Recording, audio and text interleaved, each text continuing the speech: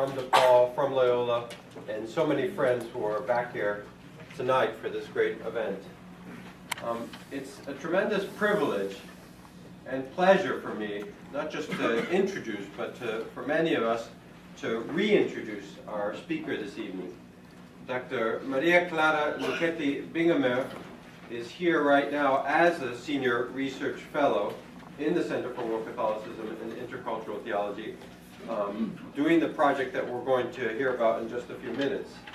But she was also here last year, as many of you know, and gave a very successful lecture at the conclusion of her research, and I'll say a word about that in just one second. But it's a great pleasure to have her back and to have so many of the friends of hers here this evening as well. But for those of you who don't know the full CV of Dr. Bingamer, I'm not going to read all of it, but she is also an associate professor of theology and vice dean of the Center of Theology and Human Sciences in the Pontificia Universidade Católica do Rio de Janeiro in Brazil. She has many important positions in the international world of theology. She served on the board of many academic journals, Revista Eclesiástica Brasileira, Comunio in Lisbon, Rema, Criterio, Quadernos Adenauer, Alcieur, Perspectiva Teológica, Revista Dominicana de Teología, and I think also notably she's on the board of Concilium. She got her doctorate in theology from the Pontifical Gregorian University in Rome, and that's actually worth highlighting because she was actually the first woman to get a doctorate from that university. Normally known for the bishops and cardinals that come out of it, but in this case, not just that. She's also done postdoctoral work in the Catholic University of Leuven, and basically, to summarize, has inspired many of us around the globe with her work in liberation theology, with theology in women, with the question of mysticism, which was the subject of her last big project here at DePaul. She serves on the board of many important councils, like the Fetzer Advisory Council on Humanities, located in Kalamazoo, Michigan. She has been a member of Caritas Internationalis Theological Commission.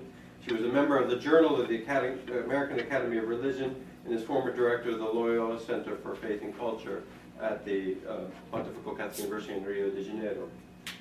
I could go on because I'm so excited about the many things I've learned from our speaker this evening, but I just want to mention, in conclusion, her last two publications.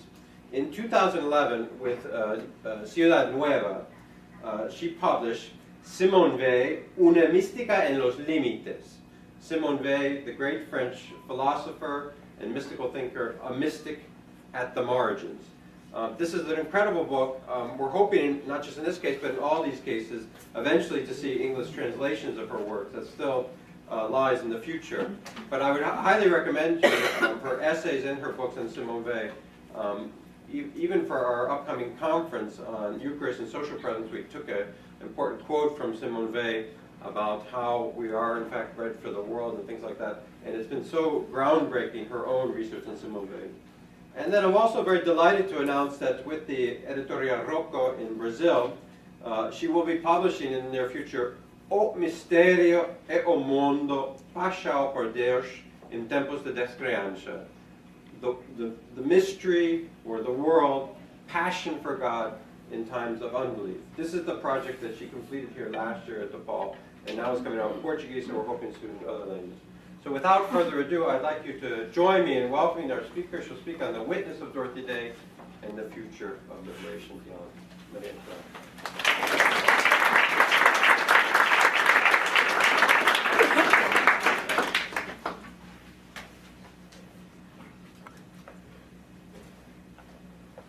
Thank you so much. Which microphone? This one? Or this one? This one, yeah. Thank you so much for coming in this cold evening. I love Chicago, even the cold of Chicago, but well, I know that many people suffer with the cold, and to come in the evening with the cold is not so evident. So thank you very much for your presence here. Thank you very much to Dr. Casarella and the Center for World Catholicism for inviting me a second time. to share a little bit of my researches on Dorothy Day this time. The research I did last year about mystics in the 20th century. One of them was Dorothy Day. And I found in her life and thought and legacy so much points in common of the Latin American theology, mostly with liberation theology, that it gave me material for another research project that I'm doing right now. And to be able to share it with you, it's a joy. So, a practical detail is the first time in my life that I deal with that. I'm Jurassic. I always give classes with my throat and my voice and anything else. But, well, everybody told me it's important, it helps. Let's try. Jairo is here to help me if I'm confused. I'll try to pass the slides without many problems.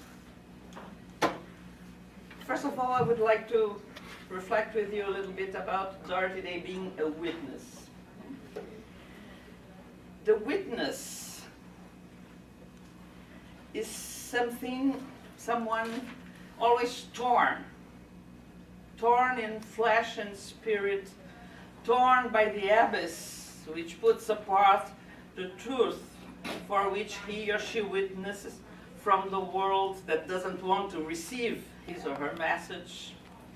Therefore, the witness is always conflictive, embarrassing, disturbing, since he or she brings to the fore something radical and excessive, the mystery that underlies human condition as such, denouncing any attempt to reduce it, strike it, or minimize it.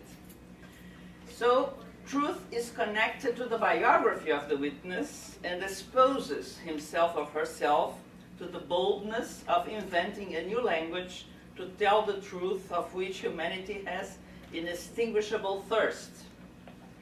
The witness professes, per se, more than himself or herself. He or she bears a truth that cannot be reduced to mere opinion.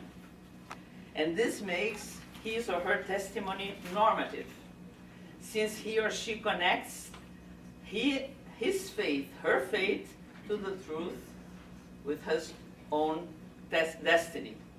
The witness bears and carries out something precious and urgent, and this causes him or her anxiety, distress, anguish. It was this urgence and this call who entered in Dorothy Day's life and made her change radically her life options. In this sense, we would affirm, without fear, that Dorothy Day is a witness. She gave up everything to respond to this call. Her future, the man she loved, the professional opportunities she could or would have. In doing so, she bared witness of the absolute love of God revealed in the face of the poor. Her witness could then inspire many others, her brothers and sisters, on human condition. Dorothy Day always had her sensibility deeply touched by the situation of economical and social injustice she perceived around her. As a 15-year-old girl living in Chicago, in this city, she looked at the world with wide open eyes and an extraordinarily vulnerable heart, reflecting and observing the lives of people living in the oppressed neighborhoods in the south of Chicago, victimized by injustice, poverty, lack of work. She had a vivid sense of who she would be, a kind of premonition of her own vocation, which she understood as being inseparable from the life of the preferred by God, the poor. I quote her, "From that time on, my life was to be linked to theirs, to the poor lives. Their interests would be mine. I had received a call, a vocation, and a direction in life." The social sensibility of Dorothy Day has extremely actual features, which tell a lot about her conscience level, a lot ahead of time. For her, it was not enough to assist the social injustice victims, to give alms, to give money, to give old clothes, dusty things she had in the wardrobe. It was necessary for her, besides that, and inseparably, to work to attain and destroy the causes of social disorders. Departing then from those concrete questions, her sensibility feels touched, sharpened, and questioned. And the answer inspired to her is clearly an evangelical answer and not purely intellectual or materialistic one. Where, she says, where are the saints to try to change the social order? Not just to minister to slaves, but to do away with slavery. She didn't think this was the job for politicians. No, it's the job of the saints. Where are they? Questions like injustice and transformation of social structures, which the church has already begun to think since 1891 with Leo XIII encyclical Rerum Novarum, but that will only be developed in the 60s by the Council of Vatican II and reshaped by Latin American Church with Medellin and Puebla, were always present to Dorothy Day. In this sense, she has always been a pioneer and, why not, a prophet. For her, it was not enough to fight poverty's effects. Poverty is an evil and has to be excised. For that, society has to be transformed by the root.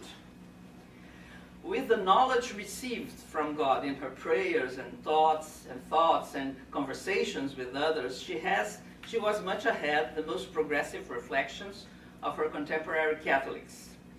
Her reflections and practices, present all over her writings, constitute really a systematic thought when taken all together, and show her as anticipating movements which would emerge only much later in the Church.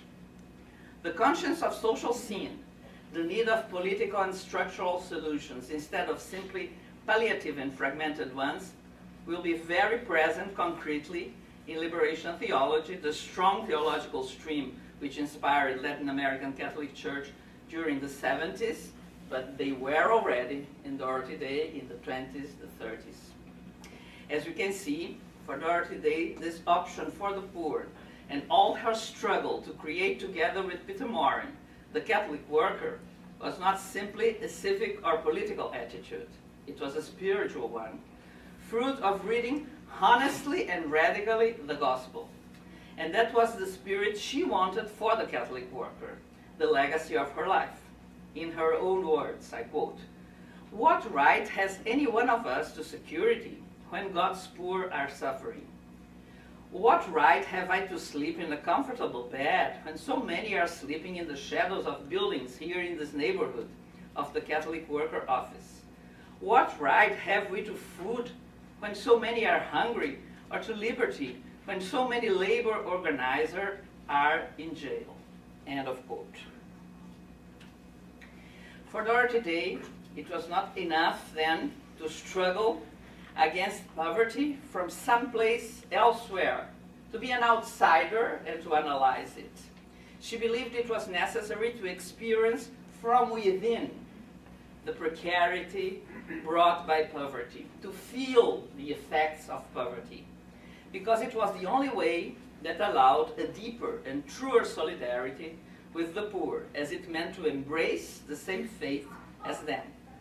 For her, this real solidarity was essential for Christian commitment. I quote her, "We need always to be thinking and writing about poverty, for if we are not among its victims, its reality fades from us." It's very easy to forget, no?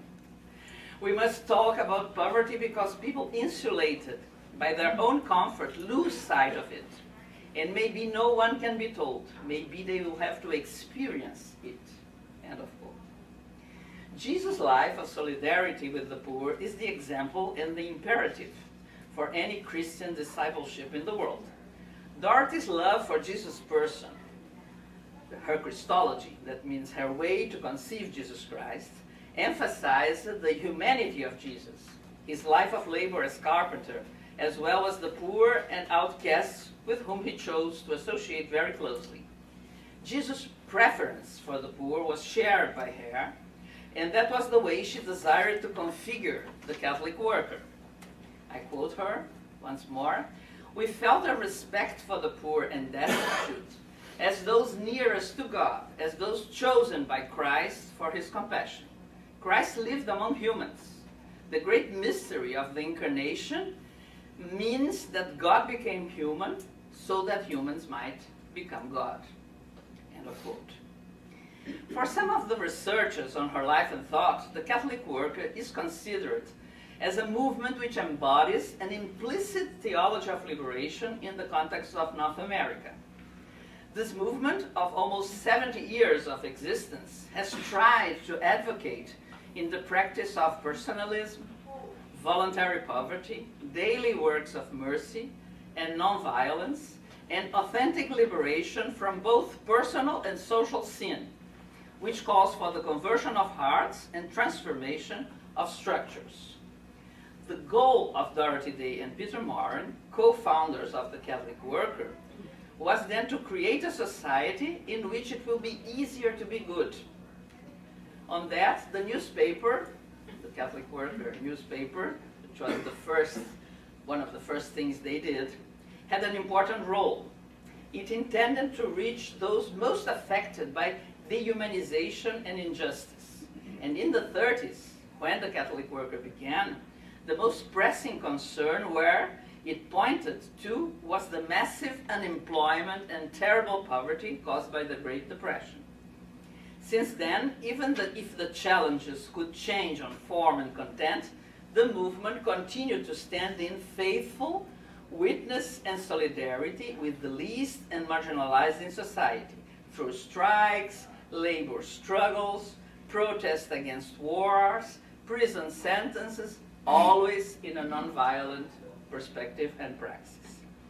In Dorothy's words, these actions among the poor, speaking against war and injustice, were equivalent to giving proof that the gospel could be lived. The Catholic Worker wanted to live radical Christian commitment in order to create a new society within the shell of the old.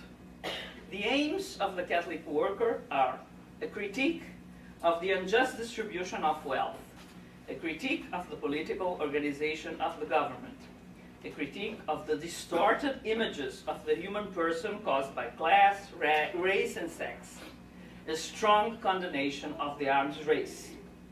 The means to achieve that are a personalist conception of human being, a decentralized society, non-violence, the works of mercy, and voluntary poverty. The poor are the center of the Catholic Worker concern. They are in all those points, as it has been so in the life and work of the founder, Dorothy Day, who centered on them her spirituality and testimony. In her own words, "While our brothers suffer, we must be compassionate with them, suffer with them. While our brothers suffer from lack of necessities, we will refuse to enjoy comforts." The concrete daily encounter, often with the poor and oppressed, is the harsh and dreadful love about which Dorothy so frequently spoke about. It's the title of a book on her, A Harsh and Dreadful Love.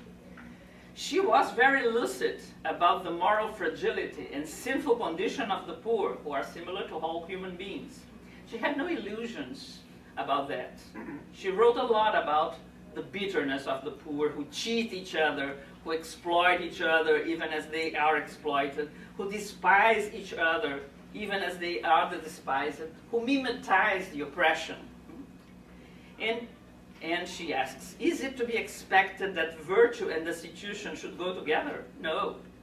They are the destitute in every day, destitute of this world's goods, destitute of honor, of gratitude, of love. They need so much that we cannot take the works of mercy apart and say, I will do this one and that one work of mercy. We find they all go together. Dorothy Day's intuition, then, anticipates in many years the one of liberation theology, when it conceives the God of Judeo-Christian revelation as a partial God who prefers the poor, but not because they are morally superior to others. On the contrary, exactly because they are poor and therefore more in need than others. Like a lovely and tender father, God comes closer to those who are more in need, the poor, the orphan, the widow, the foreigner. That it's already in the Jewish Bible, and it's taken literally by the New Testament. Those who have nobody for them, God supports them, speaks for them, and is their advocate. And so should be those who love God and want to do His will on earth. That is the cradle where was born the Catholic work. That will be the inspiration for liberation theology many decades afterwards. For the Catholic worker, in small and concrete gesture, like writing a newspaper and distribute it for a penny a copy. Each copy costed a penny. Or welcoming those in need in a house around hot coffee and shelter. Those actions, like the mustard seed, would grow and have political repercussion, social impact everywhere. That was the belief of Dorothy Day and Peter Moore. Even decades after, in the heart of the Latin American church, the repercussion of all those movements that started before contributed to make Latin American church make her synthesis. Similar to liberation theologians have done many years afterwards, Dorothy Day and Peter Moore did combine a philosophy of right behavior with concrete action, inspired by a theology of incarnated love. It will have love in common with the theology we will find in Latin America after the Council Vatican II. In 1968, Latin American bishops in Medellin, Colombia, stated that they wanted to be no more a church who reflected orientations and priorities given by the North churches, especially the European ones, but a church source of new thoughts brought from Latin American context, culture. The Vatican II had finished 3 years before, in 1965, and the receptio of Latin American church for all that unexpected breath of spring, how it's called the Vatican II, pointed in the direction of the poor. The three major points in Medellin were: the first, to connect the preaching of the gospel and the practice of justice. The second, to think the mysteries of revelation from the perspective of the poor. The third, to inaugurate a new way of being church, gathering lay people from the poorest parts of the continent around the Bible to interpret it and connect it to life in a transformative way. In 1979, the Conference of the Bishops in Puebla, Mexico, rescued those 3 points, assuming them officially within the church. The first, gospel and practice of the church justice, converted the whole church of the continent to take a preferential option for the poor. The second, to think the mysteries of revelation from the perspective of the poor, turned to be a new way of doing theology called liberation theology. The third baptized the grassroots groups who gathered around the Bible as basic ecclesial communities. In Aparecida, 2007, the fifth conference of the Episcopate, Latin American Episcopate, Pope Benedict reconfirmed the option for the poor as an evangelical one, and like that, no more to be discussed about its validity. I quote the Pope: "In this sense, the option for the poor is implicit, already contained in the Christological faith in this God who became poor for us to enrich us with his power." And all that have this itinerary from Medellin, Puebla, and then Aparecida. According to Gustavo Gutierrez's definition, liberation theology is a critical reflection on praxis. Nevertheless, that could seem a very materialistic, philosophical, rationalistic definition, no? Nevertheless, it is the same Gutierrez who affirms that liberation theology doesn't start or depart from a simple critical analysis of reality. It starts from a mystical experience, a deep encounter with the Lord in the face of the poor. and builds its system and discourse with a method of 3 steps: to see, to judge, and to act. There is no possible theology in a context unjust and oppressed without a social analysis. That was a big shift in liberation theology, in Latin American theology, because the mediation for theological reflection has always been philosophy. Here the social sciences entered very strongly. Sociology, political sciences, it was very important to dialogue with those sciences to analyze the context. Then, afterwards, confront this analysis with the revelation present in scriptures to judge. From those 2 moments has to emerge a transformative strategy to act that would inspire and guide the commitments and political positions of the Christians. This theology wasn't meant to remain only on books and academic courses, but had to be given back to the poor to help them to put in act their liberation process. Liberation theology wanted to reinforce the poor's struggles on building a new society and struggle together with them so they could become subjects of their own history. Since they stand at the very core of the gospel, then the poor have been the center of attention of Christian social teaching through 20 centuries of church history, and have been, for the church fathers, for the saints and mystics, the subject of a privileged form of love. In the middle of the 20th century, this happened. This is reminded again with a new strength when the faithful were waiting for enlightenment from the mouth of the Pope John XXIII in a climate of rampant secularization, and then John XXIII, at the doors of the Second Vatican Council, defined the church as the church of the poor. The church wants to be the church of everybody, but mostly the church of the poor. Then what comes after is very logical. Since the church wanted to be the church of the poor, all Christians, members of this church, have to make the option for the poor. It is an option that comes from the gospel itself, the tradition of the church, and is reinforced by the magisterium, by the popes. So the option for the poor, the preferential option for the poor, is one of the basic principles of the Catholic social teaching tradition. It is also present in church canon law, which states, I quote, "The Christian faithful are also obliged to promote social justice and mindful of the precept of the Lord to assist the poor from their own resources." In the past decades in Latin America, the phrase option for the poor or the gospel of the poor, everybody thinks that was Gutierrez who employed this the first. No, it was Father Pedro Arrupe, this one, the former general of the Society of Jesus, in a letter to the Jesuits of Latin America in 1968. This letter was written in my city, Rio de Janeiro, and it's called Carta de Rio. But as a developed theological principle, the option for the poor was articulated by Father Gustavo Gutierrez in his landmark theological book, A Theology of Liberation. This principle was then assumed by the Catholic bishops of Latin America and put in practice widely.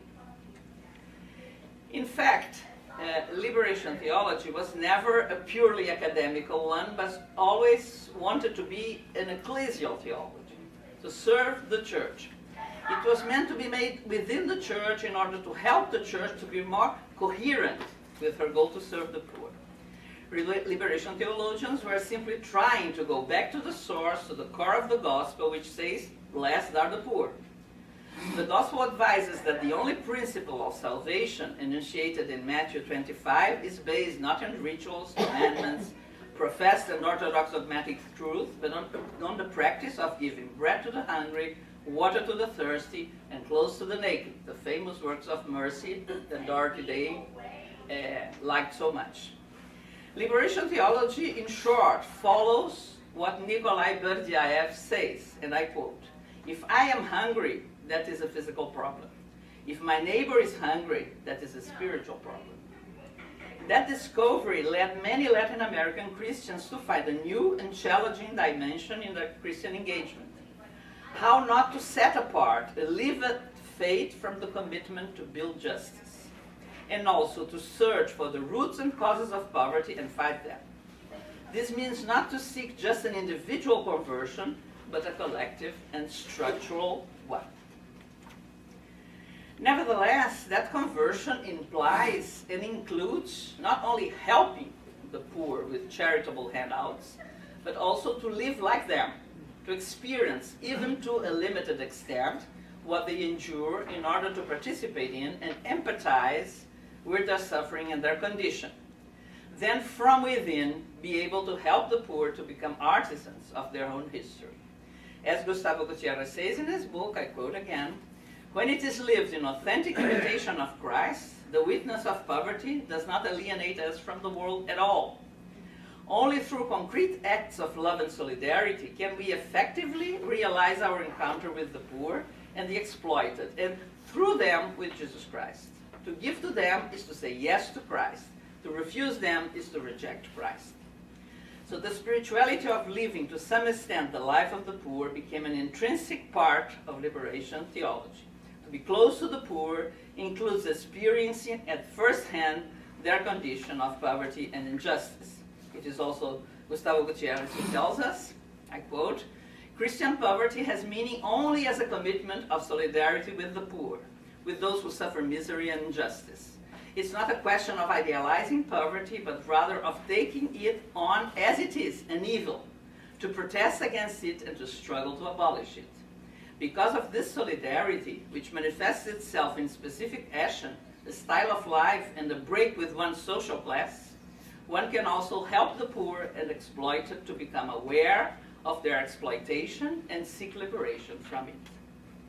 This challenge found a profound response among many Christians of the continent, including the church hierarchy. During the Vatican II, there were a numerous group of bishops, Latin American bishops, who wrote and signed a pact. It's called Pacto das Catacumbas, Pacto de las Catacumbas, because it was signed in the catacomb of Domitilla in Rome. In this pact, they committed themselves to simplify their lifestyle and not to use commodities and facilities that the poor didn't have. It's a very beautiful text. Should be more highlighted. So, including the church hierarchy. In Latin America, the General Conference of the Bishops post-Vatican II dealt with this issue and with the choices it implied and with possible ways to put it into practice in order to build the kingdom of God. In the basic communities, there were a kind of lab of all those things that were happening. They were as a fruit of the option for the poor. Liberation theology, despite doctrinal codification by Gutierrez, Boff, and others, strove always to be a bottom-up movement in practice, with biblical interpretation and liturgical practice designed by lay practitioners from the grassroots themselves, rather than by church hierarchy. This is rather the practical translation of the biblical principle that faith operates by charity, and as the letter of James states, in the same way, faith, if good deeds do not go with it, is quite dead. The challenge was so to be more and more simple, living evangelical poverty, while at the same time struggling against sinful structures that produced poverty. Many questions arose from that need felt by Latin American church to change its lifestyle to be closer to the poor. Many groups were formed who tried different models of following Christ by following the poor. Also, many other groups, middle-class Catholic ones, rejected the idea of becoming poor as the only way to live their faith. That was when Clodovis Boff, one of the most prominent liberation theologians, came up with a typology that greatly helped understanding of what it meant to share the life of the poor and make the preferential but not exclusive option for the poor while respecting one's state of life, work, and familiar commitments. Clodovis says that every Christian has to commit to the option for the poor, because this is the only way truly to follow Jesus Christ. The fathers of the church, as Irenaeus, Chrysostom, Ambrose, also affirm that. But life circumstances, however, can be and are very different and diverse. That is why the mandate, unavoidable for every Christian, can have various nuances when put into practice. That is so more than one way to opt for the poor. So Clodovis presents three models. It's very interesting. In his book, he wrote with George Pixley, Option for the Poor. The first, one can opt for the poor with a conversion of interests. A person can on one hand have a work, hold a position amongst their peers and the public. On the other hand, this work is not to seek only money, success, prestige, luxury, but direct skills, capabilities, and fruits towards the needs of the poor to help and empower them. Also try to ensure a social impact of the actions done, making structures more just and society more fair. The second one can also opt for the poor by alternating one's social place with theirs. That is the case of many Christians, both religious and lay people, who work or study during the week and during the weekend help out in a poor neighborhood. There are those who teach at the university and during holidays live amongst the poorest people, giving classes, building houses, providing free medical consultations or dentistry. To some extent, they share in the living conditions of those who are poor, if only for a certain number of hours, days, or weeks. Clodovis himself did that. He was a professor in the PUC Rio, and during the big holidays, summer holidays, he went to the Acre, extreme north of the country, a very poor zone, where his congregation had a mission, and spent those 3 months there. The third way of living, the option for the poor, is the incarnation. This means to burn bridges, to cut ties with previous life, comfort, privacy, time and money, and go to share entirely in the life of the poor. There have been many lay, monks, or clergy who have done this, and many who continue to do it. This was the option of Dorothy Day. And this has strong consequence. It's always Gustavo Gutierrez who writes with strength and prophetical fire. Love of neighbor is an essential component of Christian life. But as long as I apply that term only to the people who cross my path and come asking me for help, my world will remain pretty much the same. Individual almsgiving and social reformism is a type of love that never leaves its own front porch. But the existence of the poor is not neutral on the political level or innocent of ethical implications. Poor people are byproducts of the system under which we live and for which we are responsible. That is why the poverty of the poor is not a summons to alleviate their plight with acts of generosity, but rather a compelling obligation to fashion an entirely different social order. Those who made this incarnation option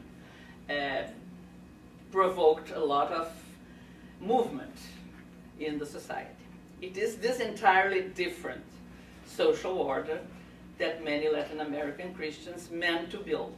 It is also the one that Dorothy Day and Peter Moran, with the Catholic worker, intended to build a new world in the shell of the old one.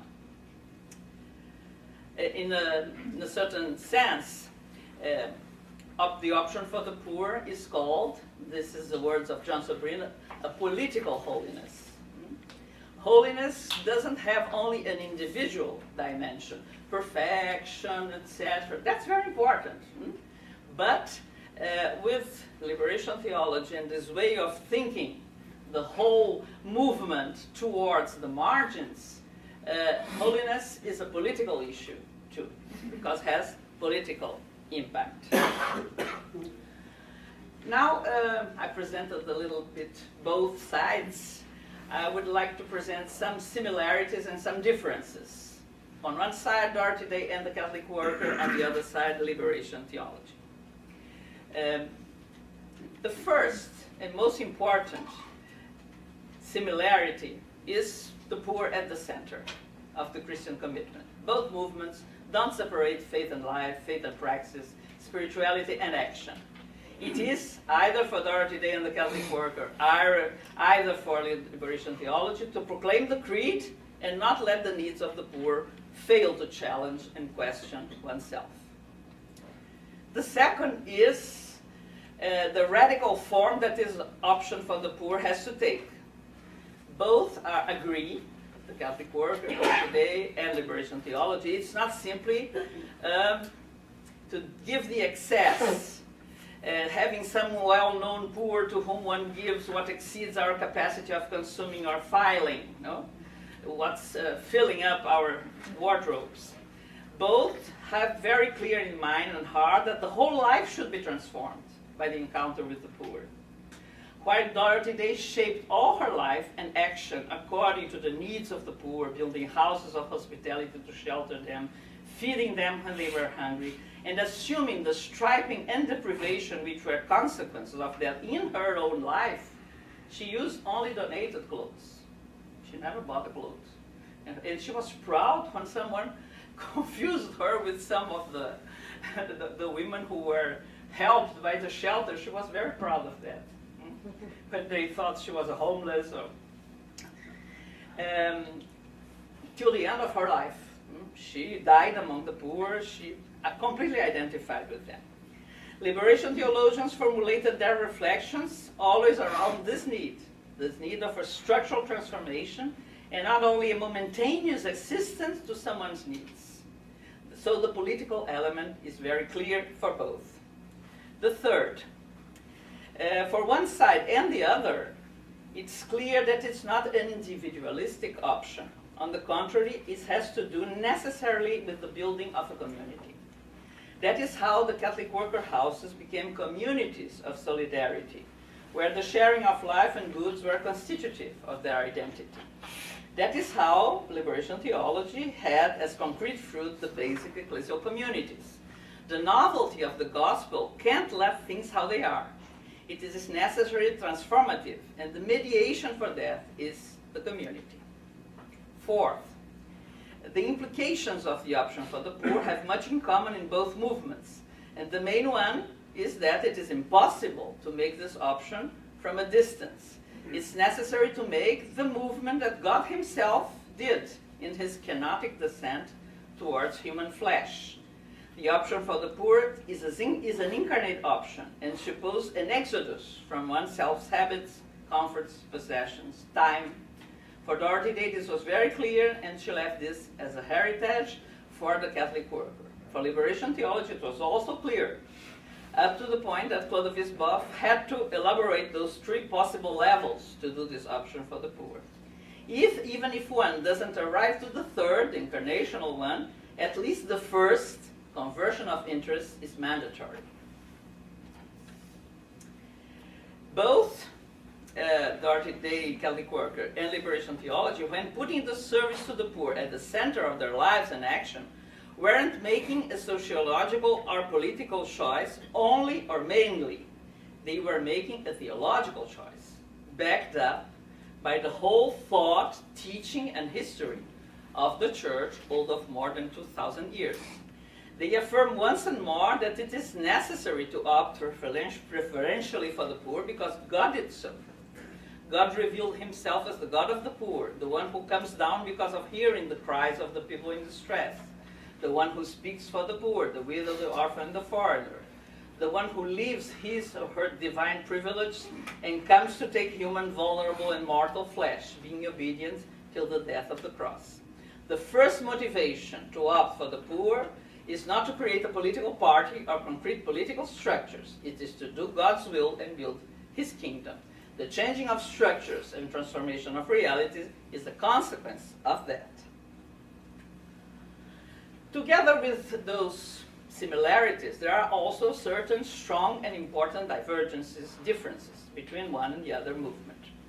The first, while Dorothy Day and the Catholic worker give great importance to the conversion of the heart and want this to be a central point of the revolution, Dorothy Day speaks a lot of times about the revolution of the heart, liberation theology believes it is imperative to make a structural revolution. It's not enough a conversion of the heart. It must be a structural revolution, which attains the roots of injustice and oppression and change social and political order.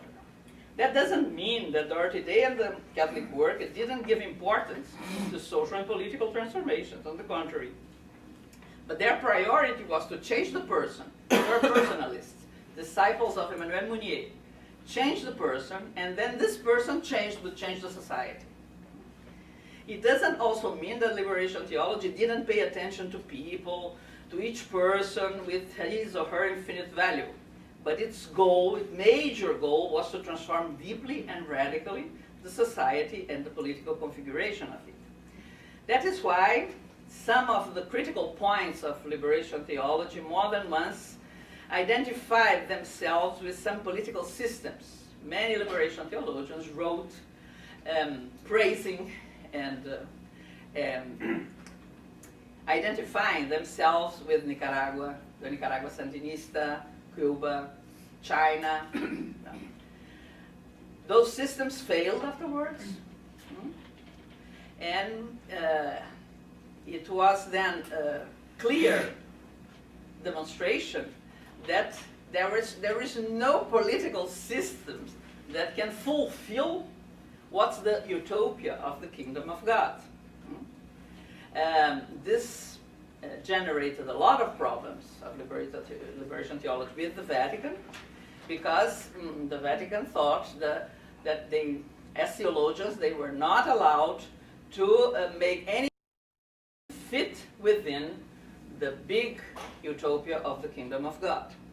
So liberation theology was very much criticized by that, and certainly that was at the root of the difficulties it had with the Vatican. The second difference, while both of them were a critical instance within the church, their critique had different shapes. While Dorothy Day had a major concern on being faithful and obedient to the institutional church, having many times withdrawn publicly her positions to obey orientations of her superiors without ever losing her freedom, liberation theology had many direct and public confrontations with the Catholic Church as its institution and official levels. Many theologians were punished and left priesthood and even theology. Dorothy Day and the Catholic worker have always been very keen on being Catholic and didn't want to enter in conflict with the church. Sometimes they did. It's famous, the exchange of sharp words between Dorothy Day and Cardinal Spellman about the strike of the grave diggers. The Cardinal sent seminarians to make the work of the strikers, and Dorothy supported the strikers, but she never entered in open and direct and violent conflict with the authority. Liberation theology, as every theory which deals with concepts, had a very hard time on the side of the church because of the use of Marxist categories of analysis. The liberation theologians argued that this was the same that during the Middle Ages Thomas Aquinas, using the pagan philosophy of Aristotle, did. And it's right, it's certain. But anyway, this was a very critical point which has never been well resolved, I think, from the side of liberation theology. The third, liberation theology had the intention of building a new way of doing theology. It was really a church proposal, but an academical one, even if it was meant to happen within the church and put at the service of the poor. The more prominent theologians studied for years outside the continent, in Europe, in the States, obtained degrees and wrote books and articles developing their theory. There was a whole collection rethinking all theology topics from the perspective of the poor. I took part in 2 volumes. Many are translated in English. It was meant to have 50 volumes, but it stopped at the 20th because of Rome's intervention.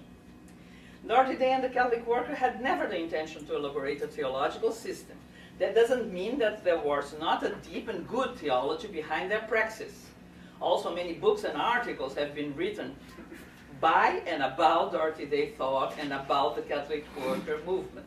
But it was never a priority to them to think systematically and rigorously about their praxis. The priority was praxis, not theory. Liberation theology, what's its future? And what has Dorothy Day to have to say a word on this future? Liberation theology spread widely during the 70s and 80s. After 89, like many other things, with all the changes the world was going through, the crisis came for liberation theology. The fall of Berlin Wall and of real socialism affected mainly people who were deeply committed to a social and political struggle as a consequence of the Christian faith. The Vatican had many difficulties with liberation theology, and many theologians came under suspicion or were even punished because of their ideas, which are considered communist and atheistic. Outside the church, it looked like the socialist utopia was definitely defeated, and the only possible model of society was the capitalist one. Without the balance of power provided by the socialist bloc, the Second World, there was no means of thinking about a way of living other than through the market economy and consumerist society. A great sense of disillusionment stole into the hearts and minds of many of those who had been so supportive of the proposals of liberation theology and who had learned to read and interpret the gospel through that model. Now, with historical distance, we can evaluate this crisis as a positive one, I think. It forced liberation theologians to expand and enlarge their horizons and to realize that the process of liberation is not only about, first of all, not only about human beings, but the whole of creation. Ecological concerns and the struggle to protect the earth came to be seen as indivisible from human concerns, and that was a very positive thing. Environmental sustainability and care for the earth came onto the liberation agenda alongside with other issues such as gender, race, ethnicity, etc. The reflection began with the conviction that to build justice also implied building a sustainable world. Everything that harmed human beings was harmful to the planet as well. If the human race continued to destroy nature and life in all its manifestations, very soon human beings would no longer be able to survive. The inseparable link between the struggle for justice and the struggle for nature and biodiversity became central to committed theological issues. Christian theology, even if its more open and up-to-date forms such as liberation theology, was accused of having too anthropocentric an approach to the world and human life in it. The traditional interpretation of the Genesis mandate to grow and dominate the earth was considered responsible for humankind's greedy attitudes towards nature and creation. To reverse this idea, theology had to evolve. Christian consciousness grew increasingly aware that to respect and to reverence the earth in all the forms in which it presented itself to the five human senses was the sine qua non for achieving a process of liberation according to the tenets of the Bible and the gospel of Jesus Christ. Also, I mentioned already, the issues on gender, race, and ethnicity began to be at the center of the concerns of liberation theology, together with religious pluralism and interreligious dialogue. At the end, everything that makes obstacle to human beings' liberation interests theology.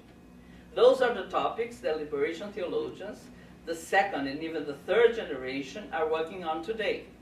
The big question of the poor is always there because, unfortunately, poverty is far from being overcome. But liberation theology doesn't deal with them only from the socio-economical political point of view, recognizing that there are other anthropological poverties afflicting human beings. So in this moment of looking from far away, is the title of an important recent book of Gustavo Gutierrez, Mirar Lejos, to look from far away. Dorothy Day's witness can bring some powerful issues to contribute for liberation theology to a more rich, more deep, and more theological future. The first, I think, it's the issue of nonviolence. Dorothy Day was a faithful, constant, and respectful peace builder. More than once, more than one Christian connected to liberation theology has involved himself or herself with violent issues, took weapons. Dorothy Day never surrendered to this temptation.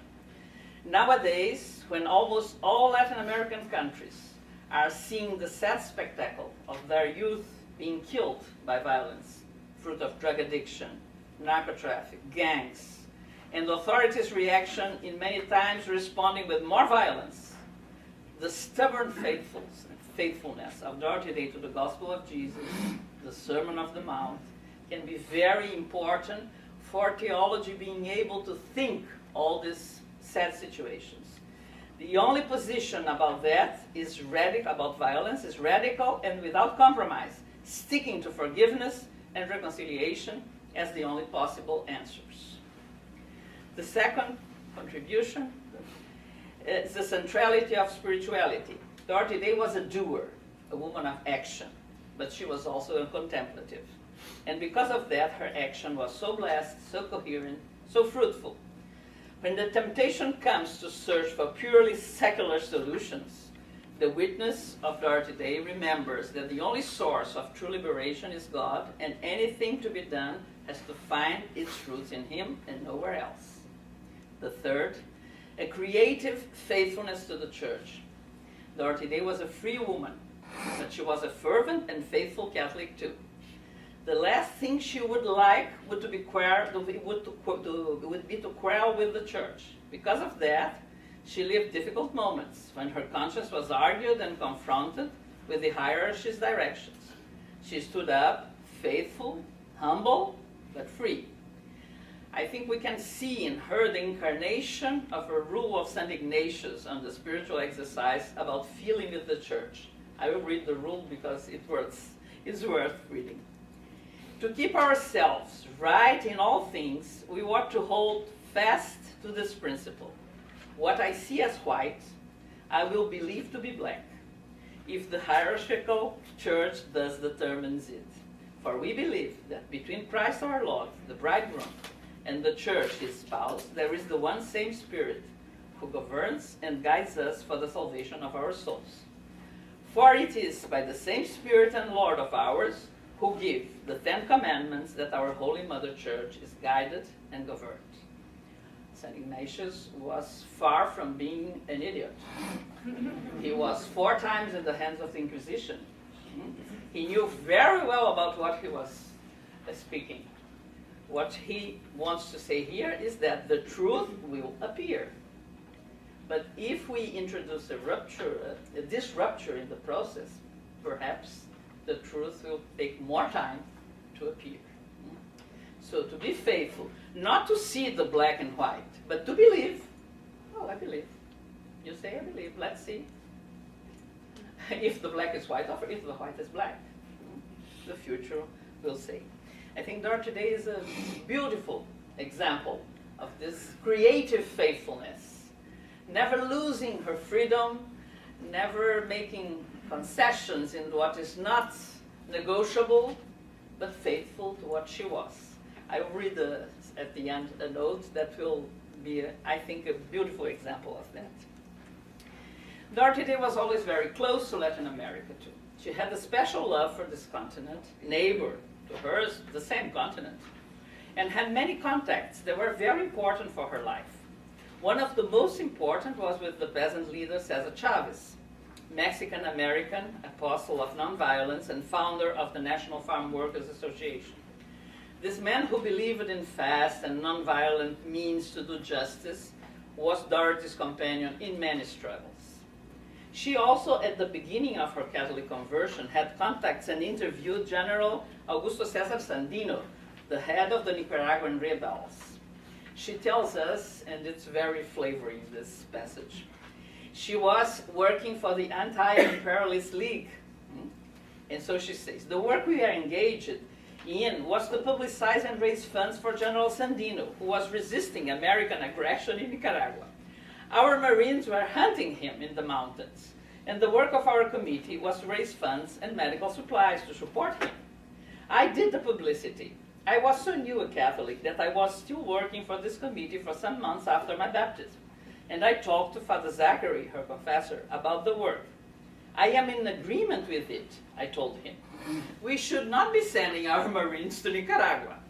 I am in agreement with many of the social aims of communism, from each according to his ability and to each according to his need. End of quotation. Father Zachary was very patient, explained to her about atheism, which is in the base of Marxism, and gave her the life of Saint Therese of Lisieux to read. It became her favorite saint afterwards. She also wrote a preface that is to show how much in contact with the libertarian ideas and practices in Latin America she had. She also wrote a preface to a book on Camilo Torres. Camilo Torres was a Colombian priest who entered the guerrilla and took arms and together with the students, he was a professor, in fact he taught at the university, he was killed in the guerrilla, struggling in the guerrilla. So there is a book on Camilo Torres. They asked Dorothy Day to write the preface. She wrote a long preface, 30 pages. It's a wonderful piece, well written, full of truth together with ability. In it we feel Dorothy Day agrees with Camilo Torres' ideals and struggles, but doesn't agree with the violent ways he chose to obtain what he believed it was the truth. That is why she delicately, at the second part of the preface, confronts Camilo Torres with another apostle, a Protestant one this time, Martin Luther King Jr. She describes longly how this one, Martin Luther King, had the same dreams and ideals as Camilo Torres, but chose the way of nonviolence and was killed without ever killing anyone. At the end, she says, I quote, Martin Luther King Jr., we ask your prayers that we learn more to overcome ourselves and to learn the violence we need to impose upon ourselves in overcoming righteous wrath against the oppressor and so grow in nonviolence. Father Camilo Torres, pray for us that we may have your courage in offering our lives for our brothers. And may God's light shine upon you both, and may you rest in peace. But the most impressive and rich of her testimony among Latin American leaders is the little note, handwritten, she sent to Fidel Castro, Cuban Prime Minister, in '62. She went to visit Cuba. She stayed there for a while. And before leaving, she writes, this note, the note was supposed to be a telegram, but we have access in the Marquette archives only to the handwriting. Prime Minister Fidel Castro, Fidel compañero, I have visited your country, broken bread with the peoples, visited in the granjas with pescadores, with travelers, citizens and soldiers on the autobus to San Diego de Cuba, with the students and teachers and soldiers at the school, city of Camilo Cienfuegos, that beautiful gift of the army to the children of the Sierra Maestra. I love Cuba and the work of the revolution. Before I leave next Monday, October 1st, for Mexico and the US, I beg a tremendous favor. As a Catholic, I beg to visit the imprisoned priests to report on their welfare. Can they offer Mass? Are they being taught to work with their hands? Are they living in solitary or with others? As a Catholic utopian socialist, I greet the revolution. As a Catholic communicant, may I greet the imprisoned priests, whose office I must respect, though I disagree with their politics. Permit me this work of mercy, I beg you. I pray for you and the revolution daily. With profound respect, compañera Dorothy Day. As far as we know, Fidel never answered her note. As we can see, the witness of Dorothy Day can be of great impact, not only to liberation theology, but for every Christian who today wants to live his or her faith connected with concrete life problems and open to intercultural and interfaith dialogue. She can teach us the difficult art to be faithful to our identity while open to the difference of the other, to be radically coherent in what we believe, to be the sake of the kingdom and the glory of God, and to be respectful for other ways of feeling and thinking about the same thing. And last but not least, never to get distant from what is the heart of the good news, because it is the heart of God Himself, the privilege of the poor. Thank you very much.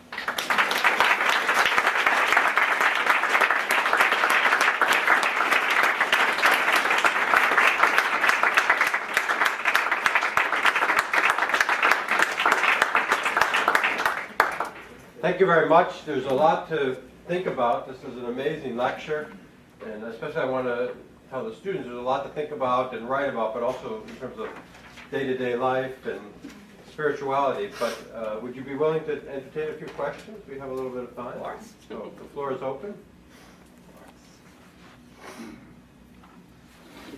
Thank you. Rita Furman. Fascinating talk, thank you. Early on in your talk, you talked about how Dorothy Day's ideas anticipated the thinking of liberation theology by several decades. To what extent have liberation theologians acknowledged the link? Or are you simply identifying something that has been running on parallel lines up to now? Astonishingly and incredibly, the majority don't even know about Dorothy Day. I know some mention here and there, but she's very unknown in Latin America. It is my wish to, at least to have the principal words translated to Spanish, because there is not. There is a very old translation of The Long Loneliness in Spanish from Saltepe. In Portuguese there is nothing. So, but I think that that people like her, Marvel also, they are so genius, so deep.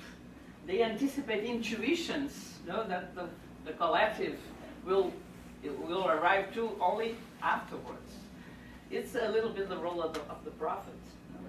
I think she was a prophet, but I think it would be a great help if she would be more well known in Latin America, because she's not.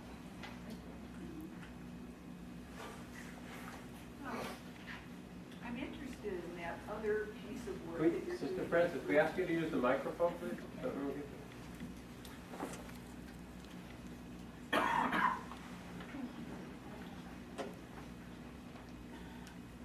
I'm interested in that other piece of work that you're doing on mysticism. And my question to you is, do you think that Dorothy Day was an incarnational mystic? I think she was a mystic, because I understand the mystic according to the definition, for instance, of Bernard McGuinn, as someone who has deep awareness of the presence of God and lives this union of God consciously, and that affects his or her life. According to this definition, I wouldn't hesitate to call Dorothy Day a mystic. And you asked me if I think she is an incarnational mystic. Yes. The center of her mystic is the mystery of incarnation. The kenosis of God, who incarnates, who takes flesh. I think that, yes, she's a powerful incarnational mystic. Perhaps there is her affinity with the Thérèse de Lisieux more than other things, the little way, also that. But I think the passion for the mystery of incarnation is common to both of them.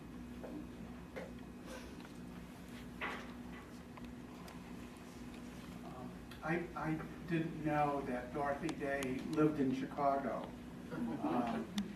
Was she influenced by Jane Addams? As far as my research goes, it was not a major influence. I know some works that compare both of them. But, well, she read a lot when she was a teenager.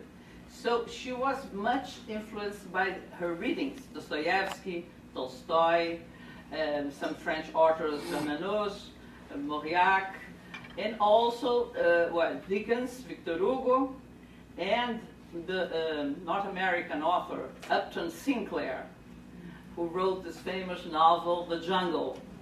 This novel influenced her very strongly. She took long walks at the neighborhoods of South Chicago, thinking of the Upton Sinclair's novel, situating it, and there are many studies on that. Sure, taught her option for the poor, because all those authors deal with these questions, Dostoevsky, also the non-institutional Christianism of Tolstoy, and this was very important for her. But Jane Addams, well, I saw already comparisons, but I don't think it was a major influence on her.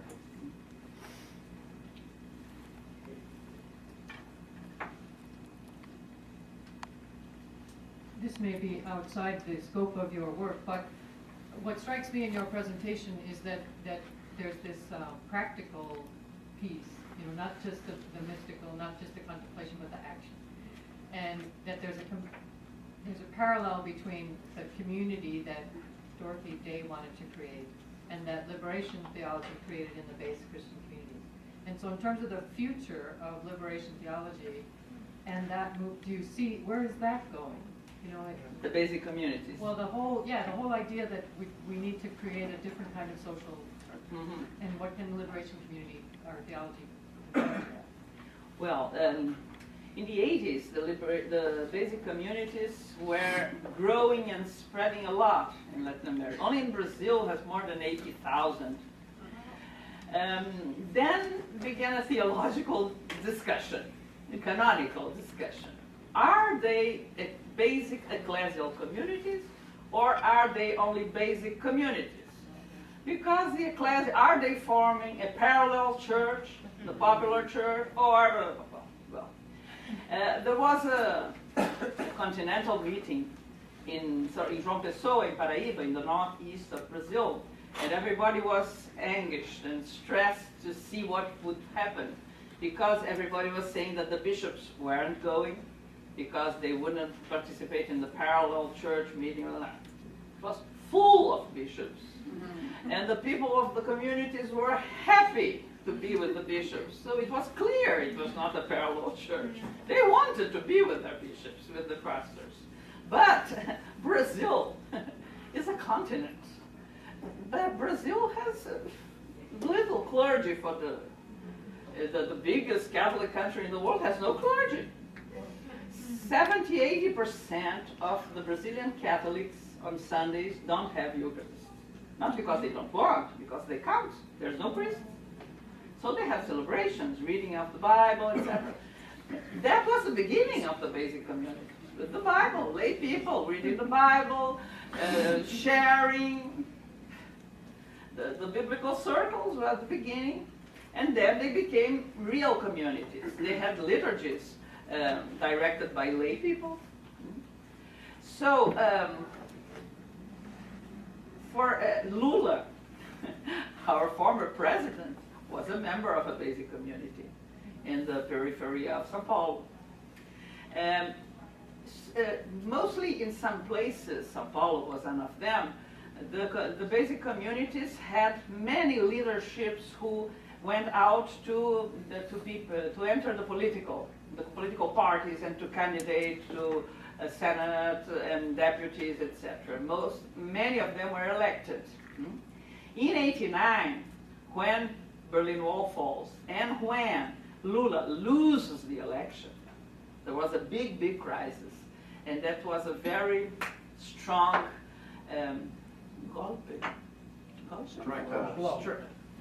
throw on the basic communities.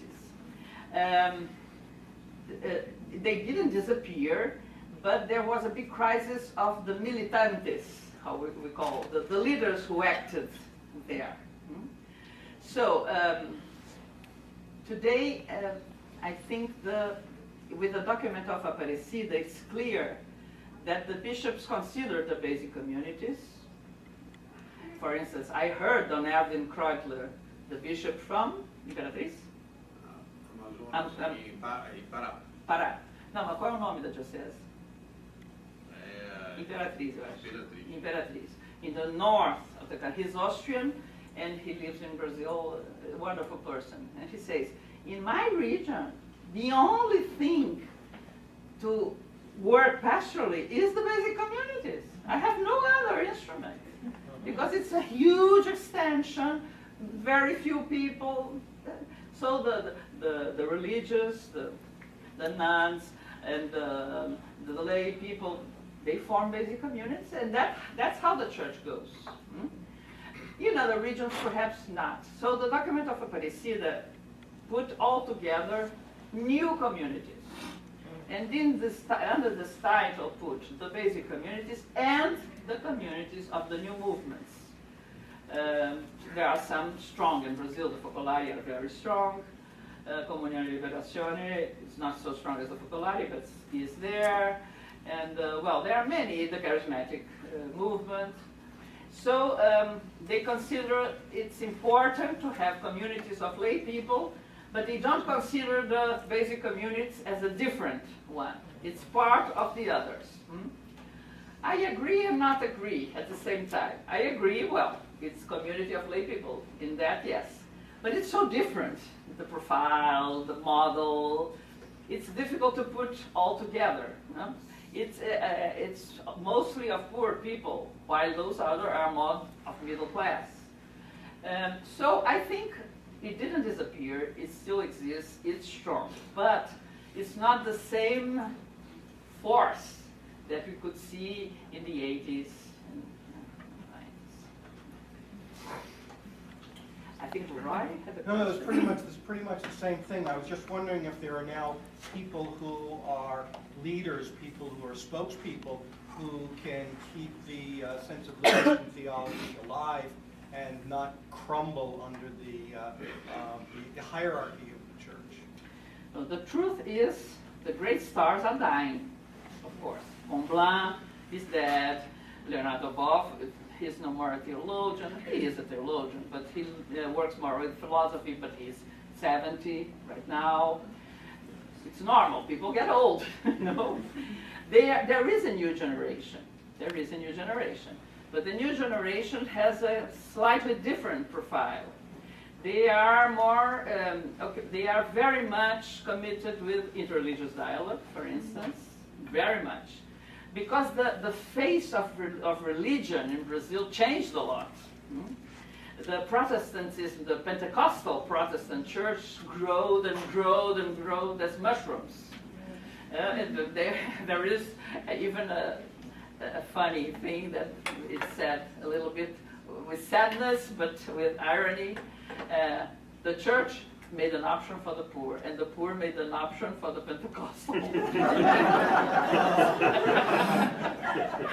There are many, many, many, because it's very easy to form a Pentecostal church. 4 people, you have the pastor, and there is the church. You know? So, but there are some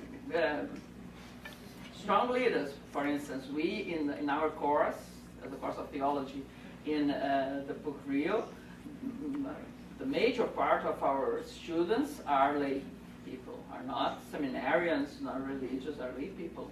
So there is a lot of interest on part of the lay people in theology. So I think they are making a different synthesis, but they are carrying the strongest achievements of liberation theology together. I think this is important. Maybe one more question, Chuck? Yeah, the Chuck. microphone.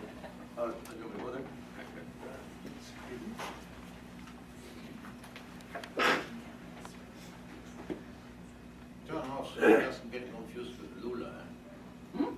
Turn off so he doesn't get confused with Lula. That's not Lula, it's Fidel Castro. I don't know how to turn on.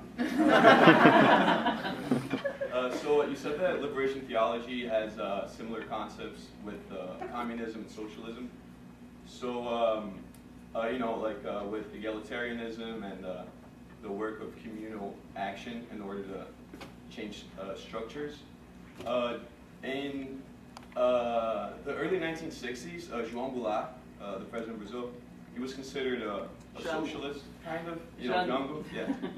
So, do you think that the coup of 1964 might have occurred with the help of like liberation theology? Do you think the liberation theology might have been a catalyst for the Brazilian military having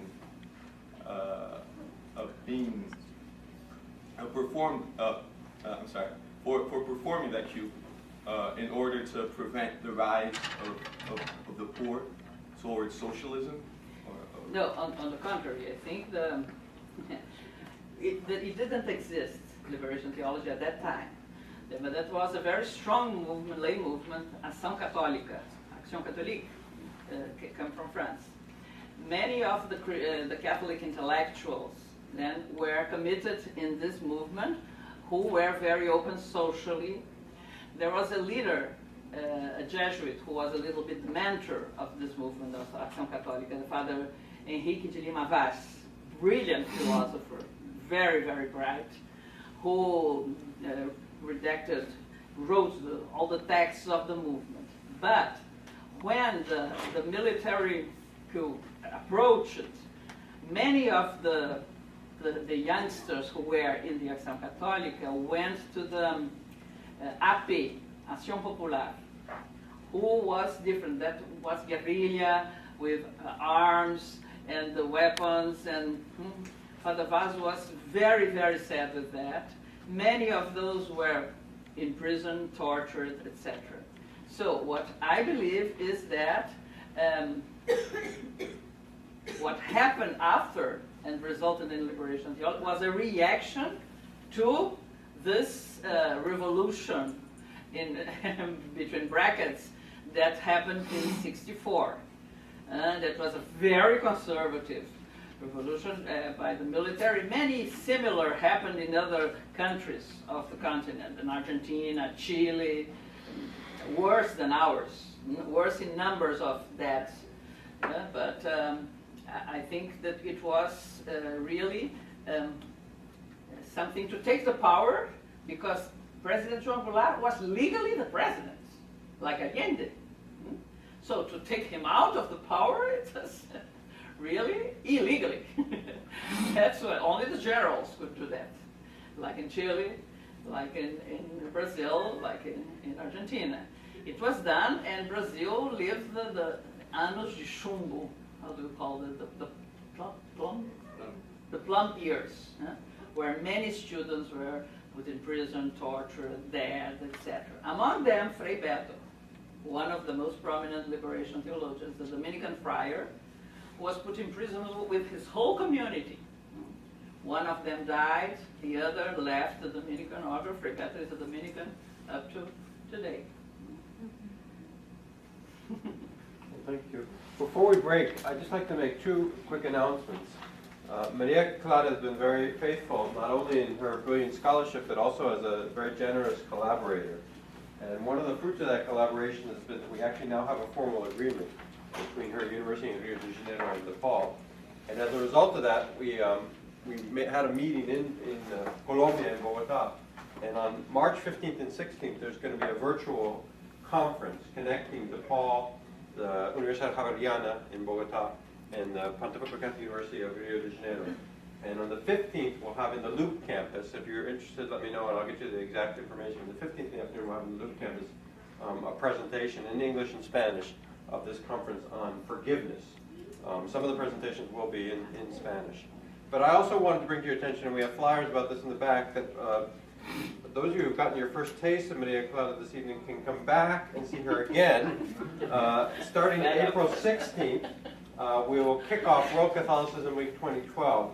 My colleague William Cavanaugh will give a lecture on the topic of our academic conference, Real Presences, Eucharist, Society, and Global Catholicism. That's the evening of April 16th. And the respondents will be Maria Clara Luchetti Bingamer, Father Emmanuel Katongale, a theologian at Duke School, and Francis Cardinal George. We also have, during that week, from the 17th to 19th, and culminating on Thursday the 19th, the conference for students, Time for God, Working Catholic Spirituality, and to my schedule. And the highlight of that will be a filming of a TV show for the Canadian Catholic TV network, Salt and Light. The show is called In Your Faith. In Your Faith. Father Tom Morsica, the CEO of Salt and Light, will give a lecture on the evening of the 19th. And then April 20th, the last part of World Catholicism Week will be Solidarity Across the Borders, Catholic Education in America Today. And we'll have presentations by Father Dennis Holzschneider, the president of DePaul, and Jose Morales Orozco, the president of the Universidad Iberoamericana in Mexico City. So I invite you all to that. Please join me in thanking Maria Clara.